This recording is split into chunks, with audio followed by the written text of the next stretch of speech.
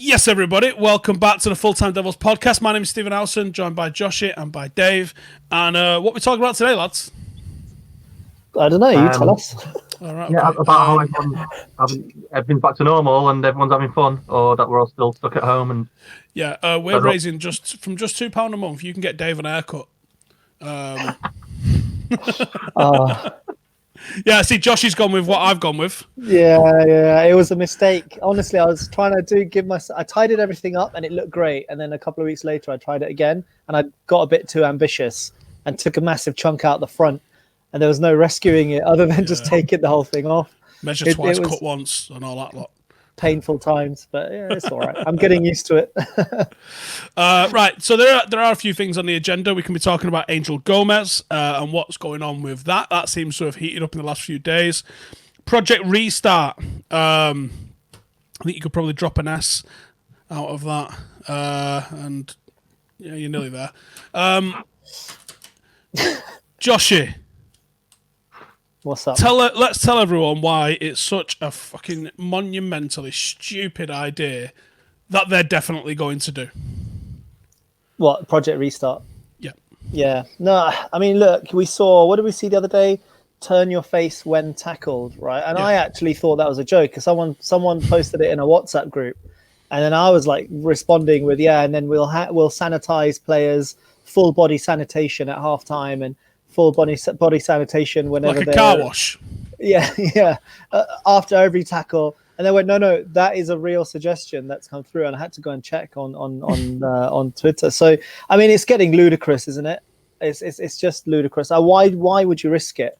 I mean, we saw that this is not sport related, but there was I think a tube worker maybe was spat at, and then she ended up getting COVID, and then she died from it. So that's one individual where, I'm not saying players are going to be spitting at each other deliberately, but if you've got that level of kind of risk involved, why would you do it for a game where it's, you're not even going to get, it's not even going to be a recognizable game, right? If you're introducing all these other rules.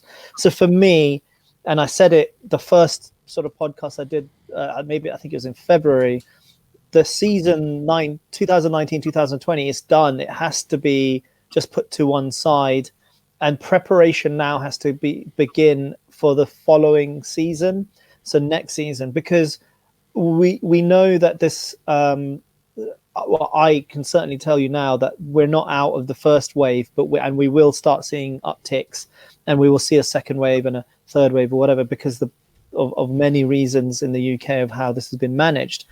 So for me, the Premier League needs to start thinking, and the FA needs to start thinking about next season. We need to build in flexibility into the program. So if the government then goes, right, actually, we're now in lockdown for November, December, and January, right? Because then that's done. So what do you do? Maybe you cancel the League Cup for next year, or maybe even the FA Cup. And then you're thinking about Europe, and you're going, how can you have a Champions League season with teams flying around everywhere, potentially fans, because we also know fans are idiots, and we're all gonna, we all want to let's get it straight. We all want to go and watch matches. We all want to be there seeing our team play football, but we know as well that it's not. It's kind of a lower priority compared to actually what's happening in real world. But you're going to get a small but significant minority who will turn up to matches, who will fly and see their teams across Europe. And what about countries where they've got a flight lockdown? What are the legalities of it? What about players' wishes? I mean, there's so many things to think about. The layer upon layer and layer of complexity is ridiculous. And then you get the Premier League saying, oh, if an individual player tests positive, they have to self-isolate, but the rest of the squad doesn't. And I'm kind of going, so who is the medical advisor that's given them that as advice to give out, which is contrary to what we're saying about the general population, right? Because you can't have one situation where the training is all distanced and everyone is sanitizing and everything, and then suddenly you go into a match and you're full contact and whatnot. So there's just too much complexity, too much risk. My only thought is they're just doing this to get to the point where they can say they've done as much as possible to see what can be done feasibly for the season to restart before they cancel it, because then I don't know the legalities and contracts around Premier League and the TV broadcasting rights and all that kind of stuff. But for me, it just seems silly. It's way too silly now, isn't it? For me, anyway. Yeah, I think you're right on one front with that. It does feel like the fact that they chose to not even have ending this early on the table for the first 3 or 4 meetings that they had almost seems to me like they're putting in a paper trail for when this eventually does end up in litigation over the hundreds of millions of pounds owed or not owed by the TV rights companies. I feel like the Premier League is right in their notes to say, as you can see, we didn't even mention it in the first 4 weeks.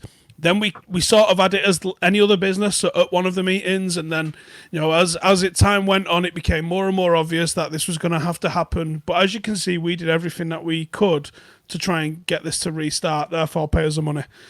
I'm sure that's what they're doing at the moment, because, like you said, some of the stuff that's coming out, turn your face as you're tackling, and spitting won't be allowed, and extra subs, and maybe we don't even have 45-minute long matches, and you're like, this isn't the game. If you can't play it how everybody started it back in August, you can't play it. Neutral venues and no relegation, and promote the free teams from promotion spots in the Championship. Where does it end? Where does common sense come into this? It's nonsense. I don't think there is any common sense when there's money involved, though. If you look at the Premier League, they run 3 leagues. The Premier League, the Premier League 2, and the Under-18 Premier League. Now, one of them generates millions and millions and millions of pounds. You get paid off TV broadcasters, like you've said. That's still up in the air of it's going to go on. The other 2 have been cancelled because there's not the money involved. It's all about the players' safety. They can't be training, can't be doing this. So why is it all about the players' safety for them and then not for the Premier League? Because at the end of the day, all the players are the same. It's nothing to do with the age groups, because we know, today, that in the reserves, the under-23s, first-team players playing that. So I just don't understand why they're not just coming out and saying, listen, we know, because everyone knows it's all about the money. And then they're going to start saying, well, we're playing behind closed doors. But that won't happen, because, like you were saying earlier, fans will go try and get in. What was it? It's been that long ago. Was it the last game we played away? It was, allegedly. Yeah. I mean, I was pretty drunk, so I struggle to remember. The fans were outside. Imagine that game was at Old Trafford and it was behind closed doors. How many people do you think would have been outside? A lot. Plenty, yeah. So even if you have a neutral venue, Villa Park, for example, just at the top of my head. I mean, do you think people aren't going to go outside and just for the chance they might be able to get in? There's going to be hundreds of people there, and it's going to cause a big risk. I just can't understand why they want to go forward with this and then just make it unsafe for everyone. Yeah, I mean, if you think about that point, right? I mean, I think I don't think what we're saying is every fan is going to be out there. I think what we're saying is there's going to be a small but significant minority, even if it's just hundreds. And if you're playing at neutral venues, they're coming from different parts of the country. The one club that you've got to worry about is, in terms of their fan base, is Liverpool, right? So if we play it behind closed doors, let's say hypothetically, they win the league, right? I think they were 2 results away, or even potentially 1 match week away from winning it. If they win the league, you're going to have a much larger. These guys have been waiting 30 years for a title. They've How long? 30 is it? Is it Okay. 30? Is it 30? I'm just checking. None this decade. None this decade. Last decade. Yeah. Or the one previous. None. Yeah. Okay. Right. Okay. We'll just get the researchers on it to double check that it was 30 years. But anyway, 30 years. Right. Imagine the release. But you just know that there's going to be a massive. They're not going to get a parade, but there'll be a significant proportion of Liverpool fans that are going to have their own parade. The risk is too high, because we've seen it at the weekend just gone. With street parties, and that's during a lockdown, and that's during a lockdown, and we're a much more stricter lockdown, and football is equally emotive as other things, and people have been waiting for a long time for it. I just don't see it as a reasonable risk to be taking. Ultimately, when you take the population as a group, we just have to say we're all idiots, right? Individuals act generally with common sense, generally, but as a group, people just go off one. You have street parties, and you have house parties and barbecues and people playing sport, and it just it doesn't make sense to me to then invite even more idiocy, because you're just going to have it, aren't you? You just know it. I totally agree with you with the Liverpool fans, because it was under different circumstances, but when we won the Champions League in 2008, I don't know if you remember rightly, but we didn't have a parade at all. When we did what? We won the Champions League. Oh, okay. Yeah. We won another trophy that year as well, I think. Oh, we did. You're right, yeah. And the year before, and the year afterwards. Yeah. But there was no parade, and I'd watched a game in Manchester with a friend, and he was from Nottingham, and they were literally landing at the airport at Manchester, and he goes, "Do you know where Carrington is?" I was like, "Yeah, why?" And he goes, "Well, if we go there, we might be able to see the trophy, And so we thought, "Yeah, why not?" So we got there, and there was hundreds of people on that lane at Carrington, because it was an opportunity to see the team with the trophies, and they had both the trophies at the front of the bus, and it was great. But I know it's different circumstances, but if that was an opportunity where Liverpool had won the Premier League, and then they're going back to their training ground, do you not think that there'd be hundreds of Liverpool fans outside? Of course you would. People would take the risk. And to be fair, the risk would be ridiculous. And I wouldn't necessarily use that I'm not saying that's a criticism specifically of Liverpool fans. I think that would be true of any club. Yeah, but it would be true. I think it would be true of any club, right, in the same situation, right? It's not a specific criticism of Liverpool fans, although there is enough there to kind of go on. But we're focusing on this other topic. But yeah, and I think it is a very real risk at every single match, right? I just think it will be. And especially Liverpool fans, they've got fans here, there, and everywhere. You'll have people coming over from Ireland. You'll have down south, Scotland. And once they've been there, they've spread back to where they've come from, and it's going to cause an issue. Not only that, I mean, what's annoying me is that the talk is only the talk of the league. Manchester United could win 2 more competitions as well as come top 4. United could have a sensational end to the season. We really could. We really could have almost. I mean, actually, you could top what we did with Jose this season. Yeah. Because we've been, it's unexpected, because you sort of expected something with Jose because of the pedigree of manager he is. I don't think anyone is putting Solskjaer in that same category, even though actually long term he might prove to be a better fit for us than Mourinho ever was. But we could easily go and, I mean, under Jose that season we won the Europa League and the League Cup. Well, and we finished the third trophy. 6th. We got a third trophy, remember? Oh, sorry, No, I think the point is valid, right? And I mean, I would say certainly feasible, although still a long way to go. And actually, we were in really good form. Actually, the season pause came at a poor time for us with in terms of our form. And then you've got the likes of Rashford to come back, Pogba to come back into that team, although Rashford still isn't fit yet. But, just that kind of potential that you're thinking about in that side. And we'd just beaten City, and we're just building up some really good form and exciting football. And it was feasible that we could go all the way in the FA Cup and the Europa League. You can't always say we would definitely have won it, but it was and we were trying to chase down Chelsea, but for 4th spot. But every time they slipped up, we slipped up. So.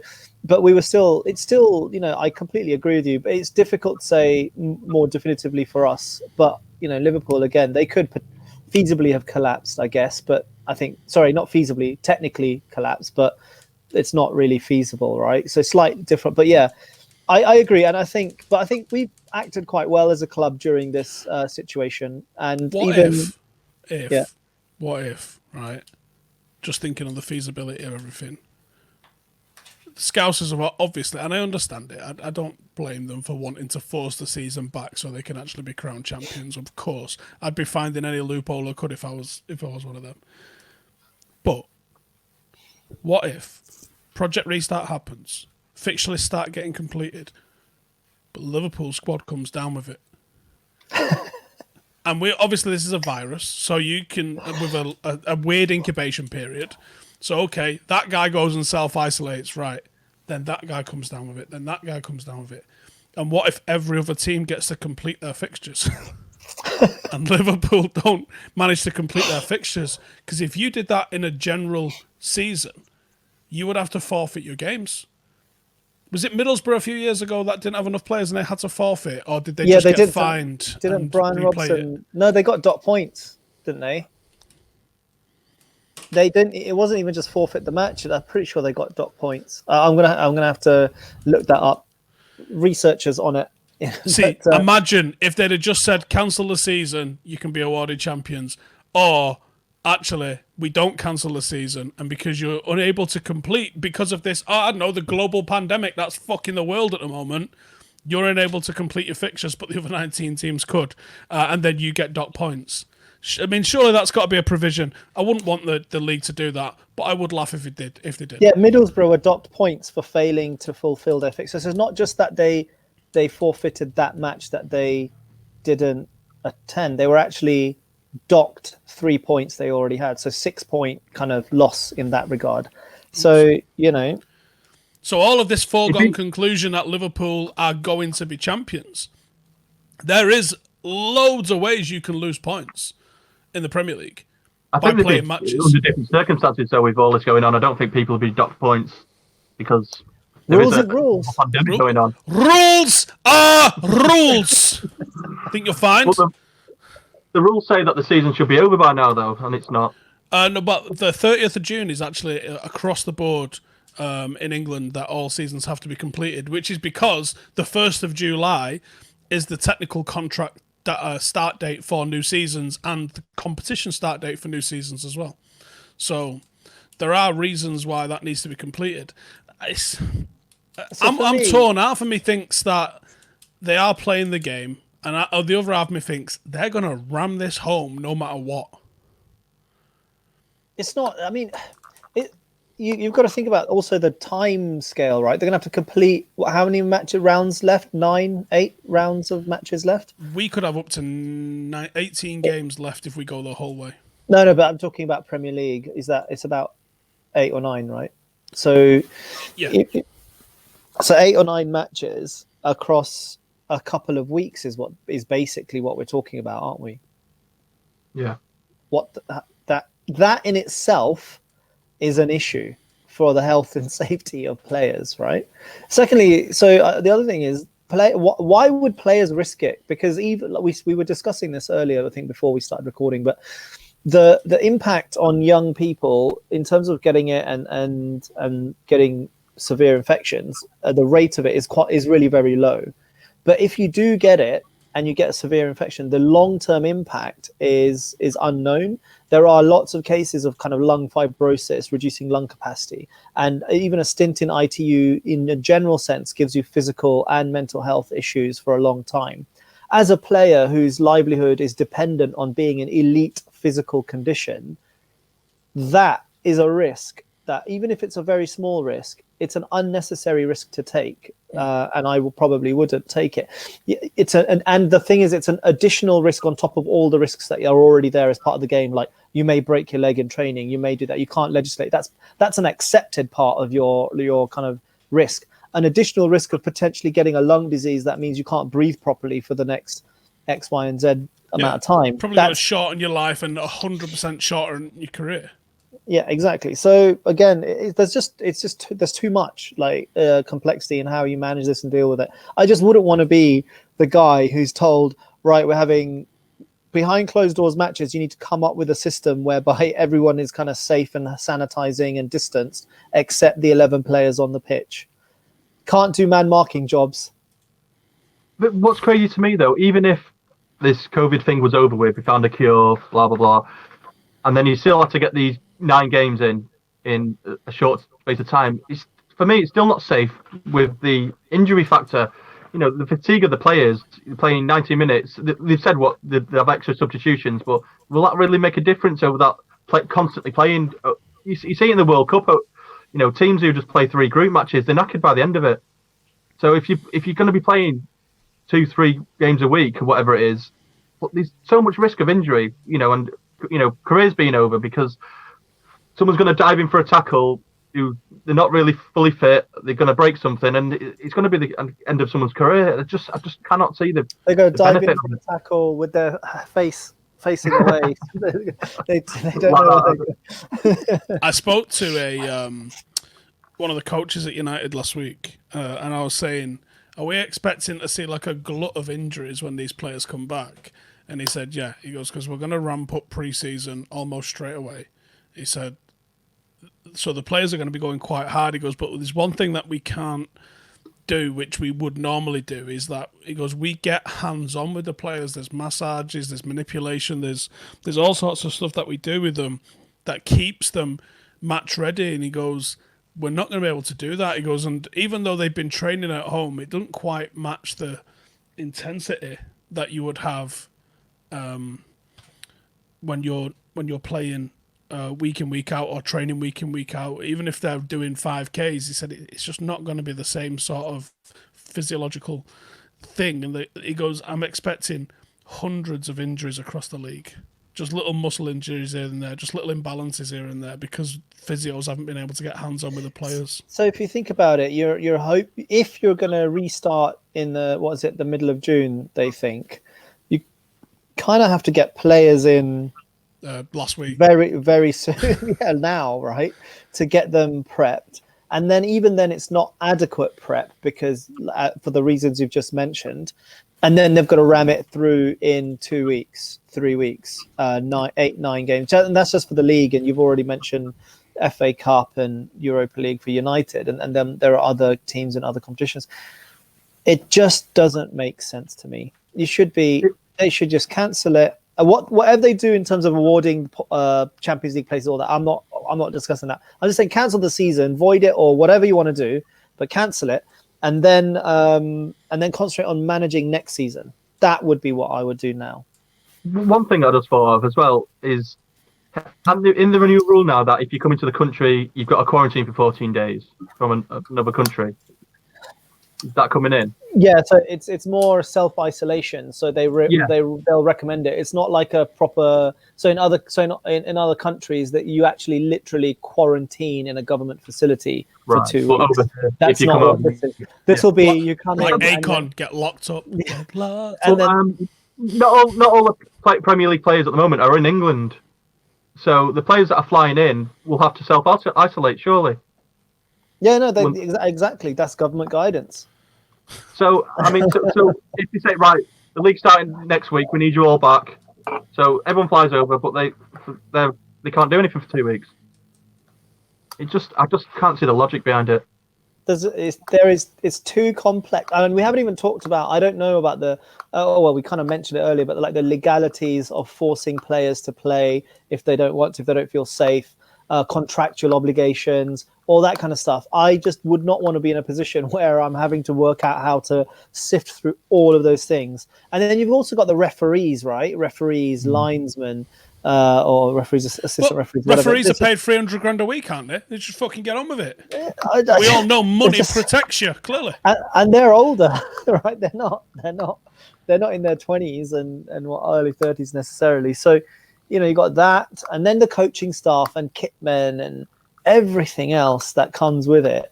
These guys are going to be sweating and spitting and breathing all over kit, and then kitman's going to go in. He's not going to have PPE to kind of deal with this stuff. I don't know. It's just like little things like that in terms of how it works. Are you going to have separated out kind of spaces in the dressing room? It just it just like what?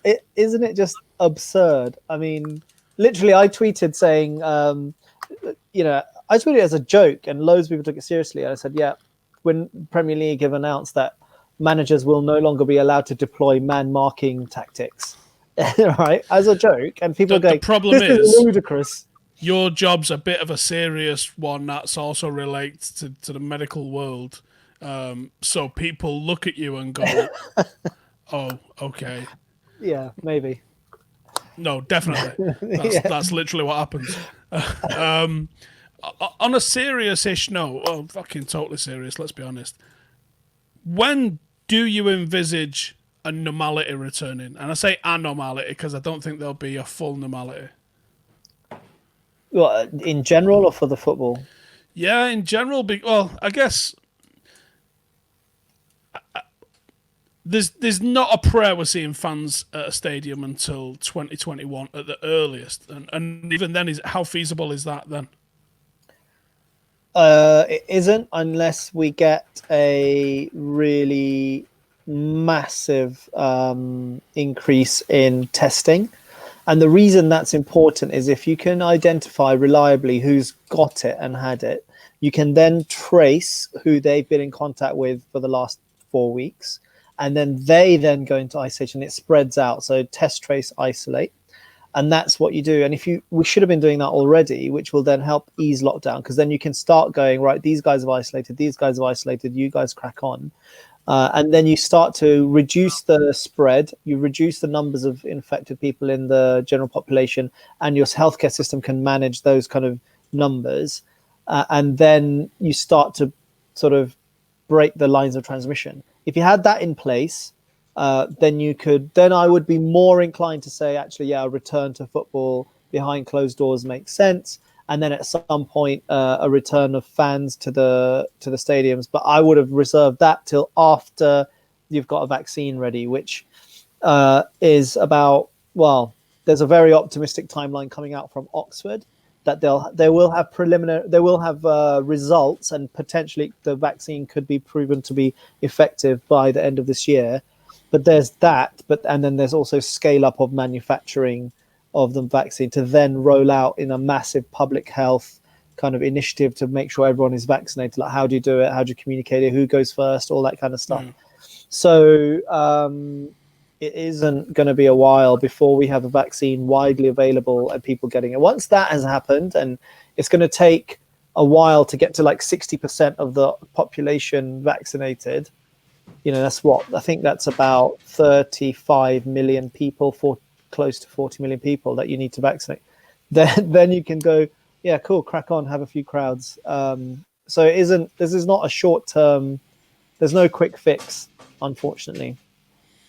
So even if there is a vaccine in 2020, we're talking somewhere in the region of 3 to 6 months for them to be able to manufacture and deploy 30 million bloody vaccines. Well, and where would they be done? Would they be done by a local GP?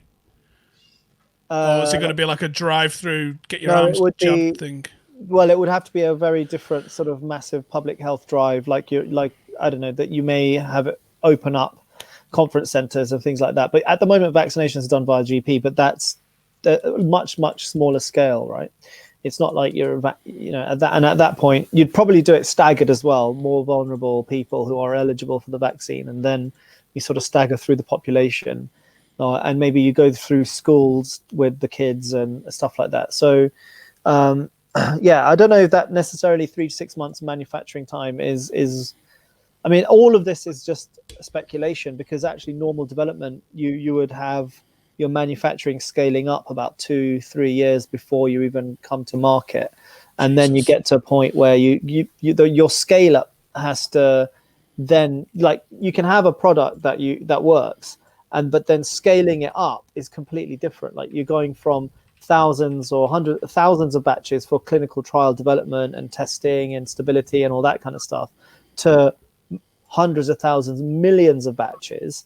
That is, in terms of quality control and stuff, there's a whole area of regulations and a huge part of the development program. It's a lot of money. And actually, medicines, I've been in companies where our medicines have gone out to market, and because of the scale up, that you have to make slight tweaks to the formulation, and you get problems with it because you've got slightly altered pH, or you've got slightly altered reactions to it. So it's not guaranteed that everything will just sort of come through. But as I understand it, all of that is happening in parallel, and you don't have we won't have as much kind of regulatory red tape. But then that also raises its own questions. So there's no kind of definitive timeline. Fuck's sake. Oh, don't really want to talk about anything else after that now. Just kind of been like, well go fuck yourself. What can you, I mean, one thing I will say is it's like an unprecedented time. I know we say that word a lot now, but I've never seen this level of like kind of collaboration within the industry, within researchers, medics, biotech companies, pharma companies around the world. And like my company opened up its entire back catalogue of data for researchers to look at to see if there are potential medicines that can be looked at, and there was one that came out of that, which I'm not sure if it's got into trial development yet, but it was one that it failed in another disease, but they think the mechanism of action would be useful in this, so then they can go on. So that kind of thing has never happened before, so it is kind of cool. Again, like we were talking about earlier, it's cool for me from an academic perspective, but it's not cool because it's a massive public health crisis. But it is there's a lot of stuff happening, a lot of innovation, so it's interesting from that perspective. I mean, I'm supposed to talk about football now. Oh yeah, sorry. Yeah, sorry, I went off on one. Well, look, Joe, you know, it's valid information because very rarely are we getting truth from politicians or knowledge from politicians, and obviously you're not part of the work on a vaccine, more the treatment of symptoms. But it's still nice to be able to speak to someone that actually has a clue what they're talking about, and it's not Karen off Facebook, and it's not someone that's telling you it's fucking 5G's caused it. It's actually nice to have a discussion where someone does know what the fuck they're talking about and can give like a real sort of insight into something, because I think that's the issue with a lot of things at the moment is we just don't know who to trust for your information. You don't know who to trust. Like, you should be able to trust the government, but you're watching that and even going, you're talking shit, mate. Like, I don't think they know. I think they're in the same boat. They don't know, so they're trying to just put any information out there to keep the public happy, but it's just going terribly wrong. Well, they're coming out and saying like, look at our successes, apparent successes, and you're like, what now? The fact that we've got, I think we're like 20th, 22nd in terms of population in the world, but we're second in deaths, and we had a lot of warning about this as well. But we're a country where we're quite compact. There's a lot of people in the same areas.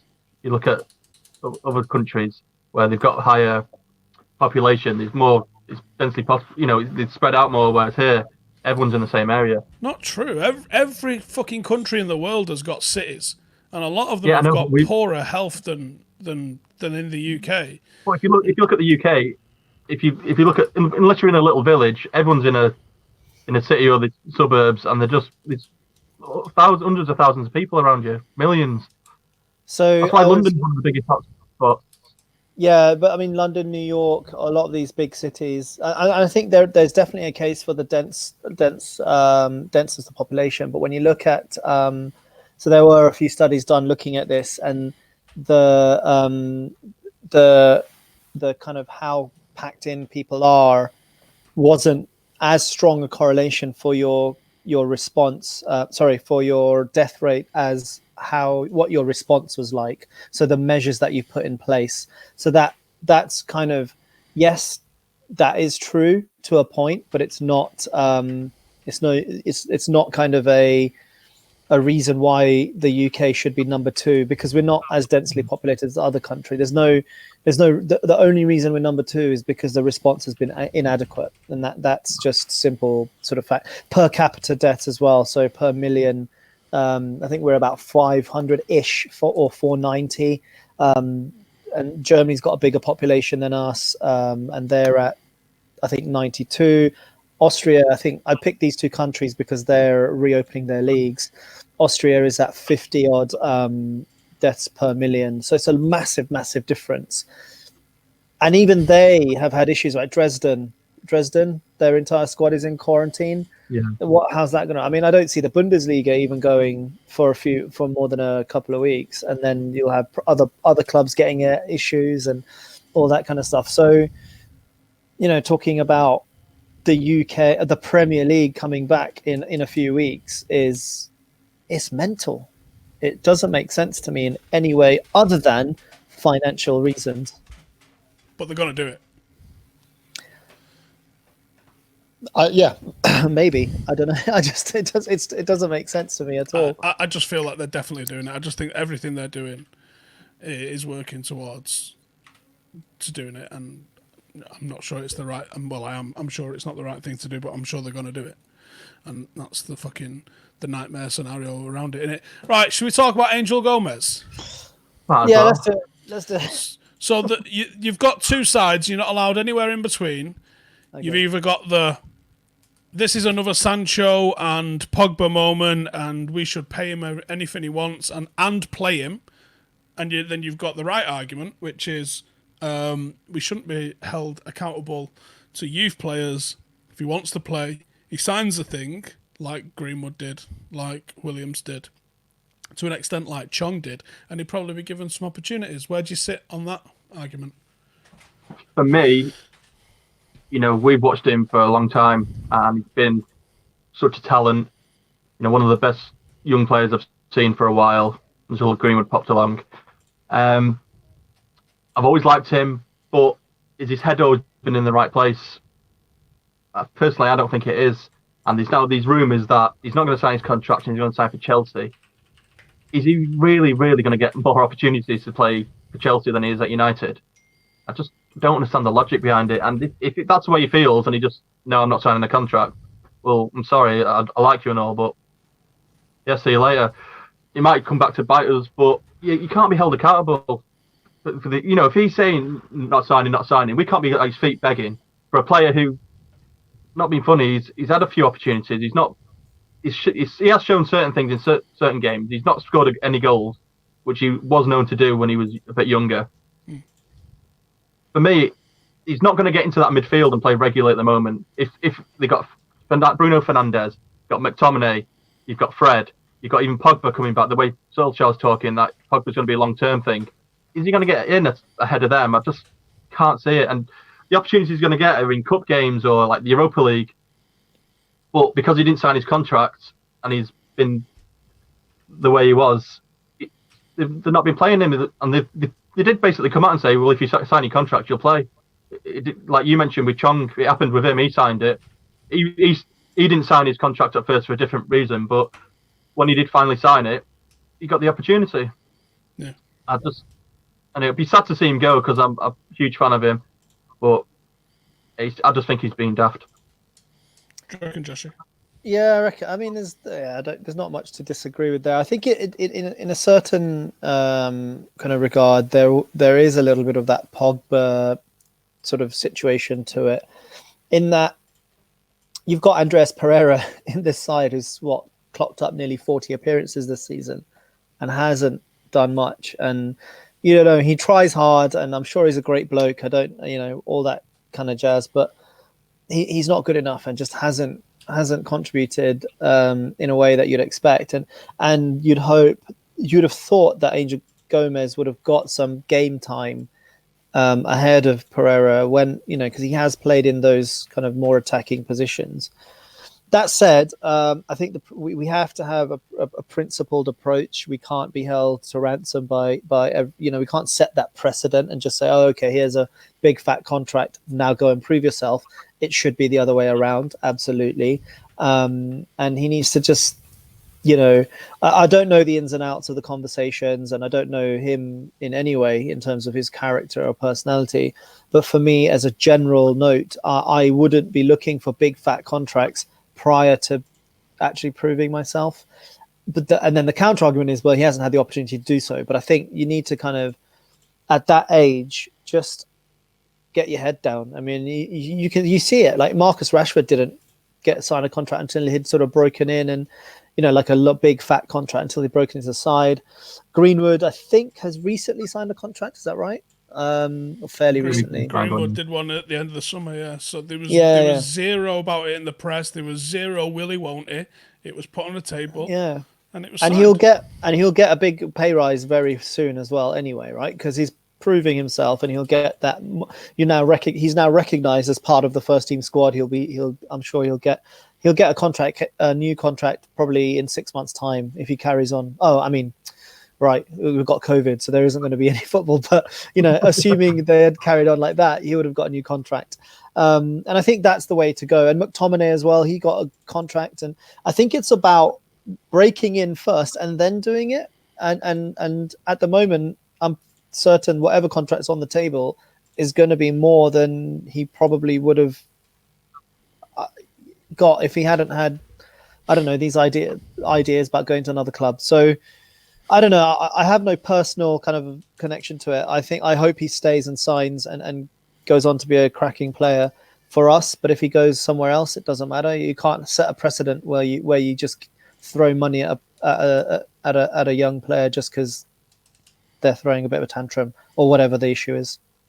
Yeah, I'm firmly of the belief that Angel is clearly one of the most talented youngsters I've seen coming through the academy, but actually the last few years his growth has stalled massively, and some of that could be down to partially Jose decided to give him a debut very early with only the intention of giving him a debut. It wasn't because he was thinking of him as part of the first team squad. He was just stat padding in terms of how many youngsters he's given debuts to.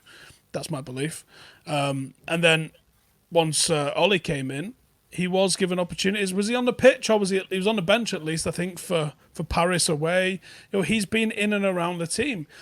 I have no doubts whatsoever if he'd have signed a contract last summer with a full year left on his deal, we probably wouldn't have seen Andreas Pereira as much this season. I think Angel could quite easily have taken his place, but you can't look at the people that Ollie's signing. They're all basically coming out and saying that they're Manchester United fans. You've got the likes of Igalo saying he took a 66% wage cut to come here. You've got players that are absolutely bleeding to be Manchester United players. And that attitude has to be the benchmark of what you want to sign. In the modern era, sometimes these youngsters, they're getting far too much at an early age.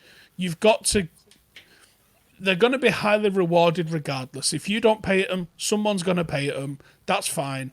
But you've got to make them want it for footballing reasons, I think. You've got to reward them with football when they do the right thing. It's putting the cart before the horse to give him a contract and then give him minutes. It's a case, or the other way around even, it's to give him minutes and then give him the contract. No, prove your worth. Prove you want to be here by signing that bit of paper, and then you'll get your opportunity. But on that, and something that I don't think has been brought up too much, although Dave touched on it a second ago, he's actually not been great in the 23s at all this season.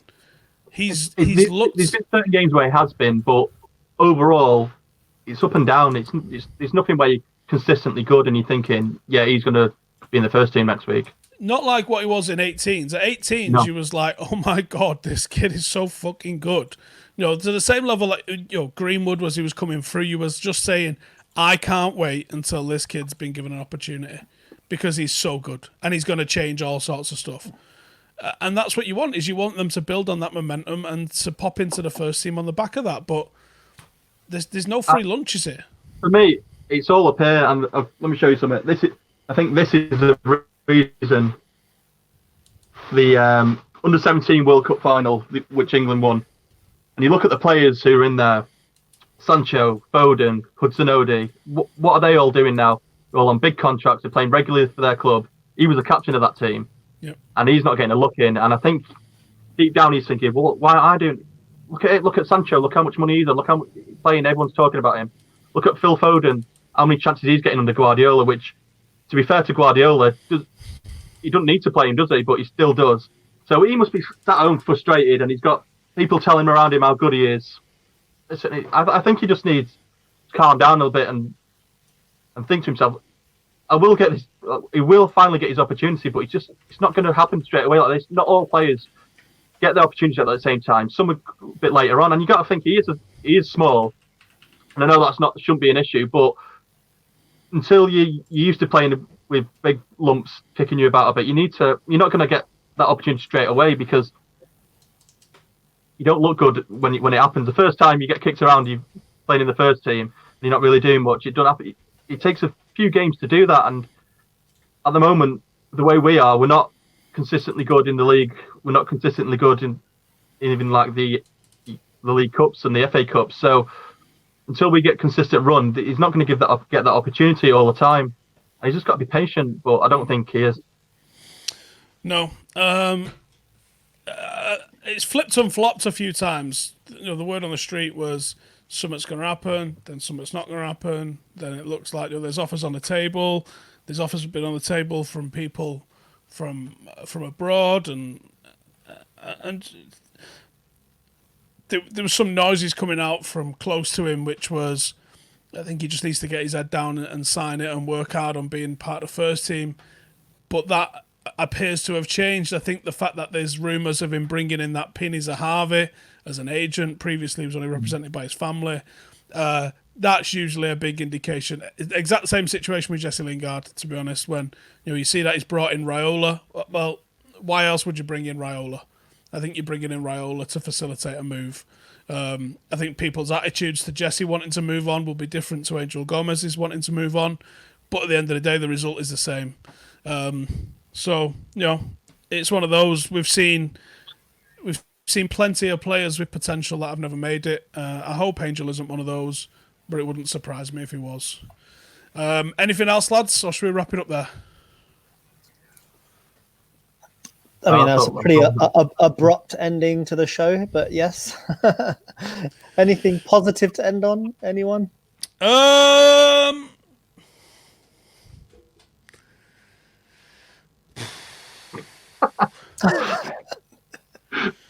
Well, my team got nominated. My team at work got nominated for 2 external awards, so that's a positive. Well, if anyone, you could share in that celebration.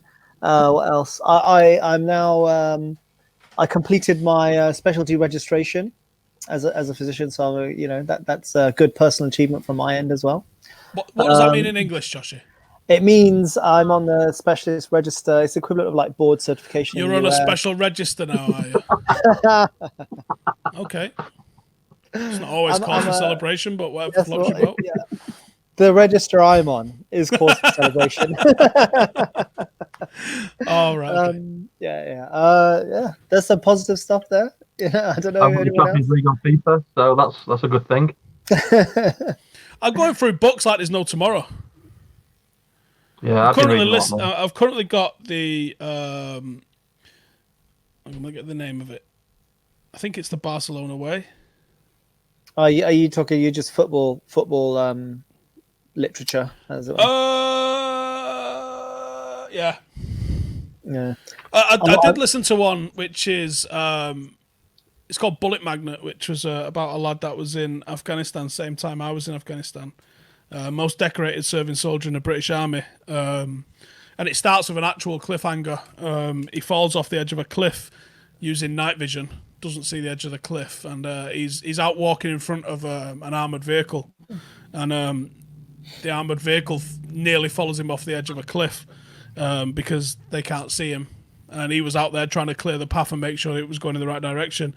It was an operation I was on, and I didn't know about this. And the first chapter literally ends with a cliffhanger of this armoured vehicle coming towards him, and then it jumps straight back to where he started training, and you're like, motherfucker! I was getting into that.